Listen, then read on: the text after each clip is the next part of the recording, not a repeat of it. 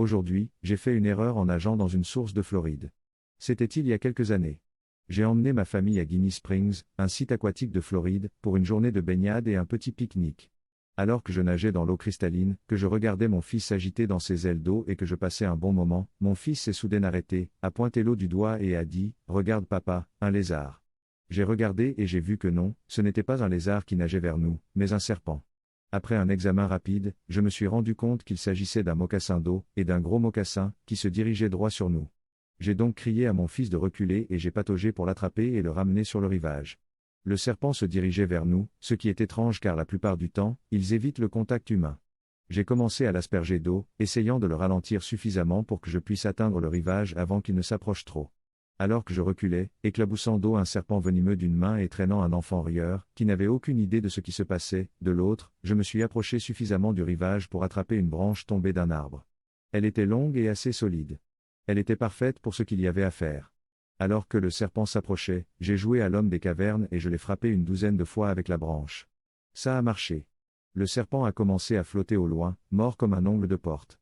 Je me suis alors rendu compte que tous les gens qui nageaient dans cette eau n'apprécieraient pas beaucoup de tomber sur un mocassin mort d'1,50 m, et j'ai donc lancé le serpent vers une partie de la forêt sur ma droite à l'aide de la branche. Eh bien, je suppose que le serpent n'était pas bien équilibré sur la branche, et j'étais plein d'adrénaline, donc au lieu de la forêt, le serpent a volé haut dans les airs, dérivant vers la droite ou plop.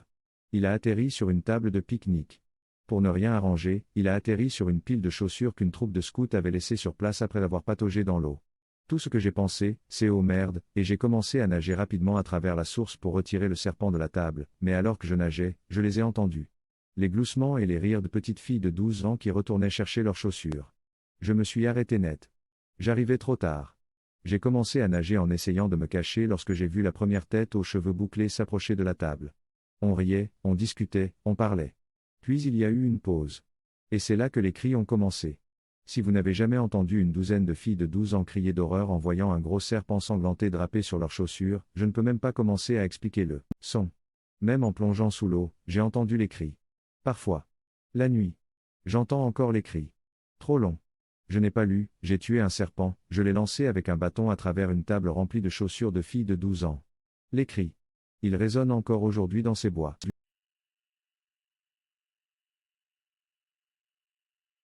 Aujourd'hui, j'ai fait une bêtise, la vie d'une femme, d'un homme, d'une femme, d'un enfant. Ma famille aime partager à outrance. Cette absence de filtre a parfois tendance à créer des problèmes parce que toutes les informations ne sont pas fournies, même lorsque l'intention est inoffensive. Mes parents sont un peu plus âgés, l'âge d'or des boomers.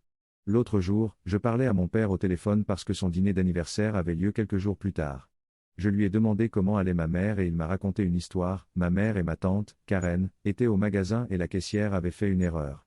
Ma tante s'est emportée contre la caissière et a demandé à voir le directeur. Ma mère était mortifiée et a essayé de la calmer, mais elle ne l'a pas fait. J'ai alors dit à mon père, c'est vraiment un truc de Karen. Il a ajouté, oui, ta tante fait souvent ça. Je lui réponds, c'est ça qui est drôle, le même Karen existe vraiment. C'est quand une femme, typiquement blanche, se met en colère à la moindre erreur et demande le manager. Mon père a trouvé cela hilarant et je lui explique plus en détail. Je lui envoie quelques liens vers des sites expliquant ce phénomène en ligne. Il trouve tout cela hilarant et elle a même la coiffure de Karen.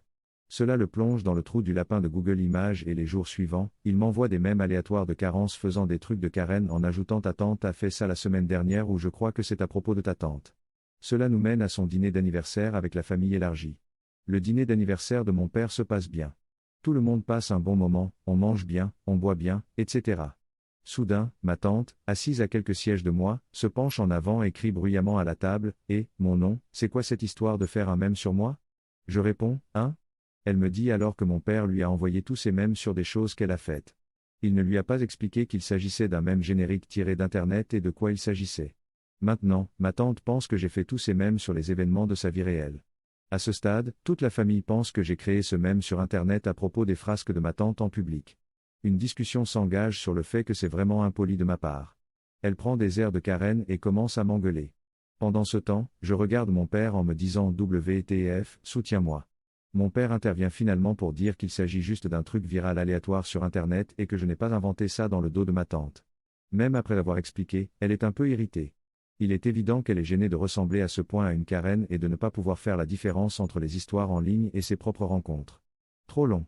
Je n'ai pas lu, j'ai parlé à mon père du même Karen parce que ma tante s'appelle Karen et se comporte comme une Karen. Mon père envoie à ma tante des mèmes qu'il a trouvés, ma tante pense que je les ai créés à son sujet, elle en parle au dîner d'anniversaire de mon père et me fait le coup de la Karen.